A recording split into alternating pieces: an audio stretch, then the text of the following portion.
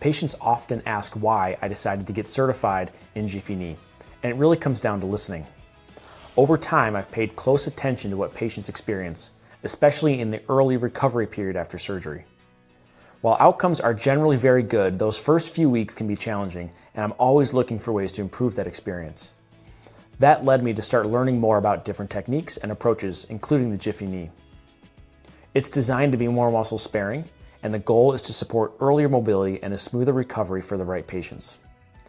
I also spent time speaking with colleagues who are already using this approach, learning from their experiences and outcomes. Based on those conversations and what I was seeing in my own patients, it felt like the right next step. At the end of the day, my goal is always the same: to provide the safest, most effective care while continuing to improve the patient experience. If you're exploring your options for knee replacement, we'd be happy to talk through what approach makes the most sense for you.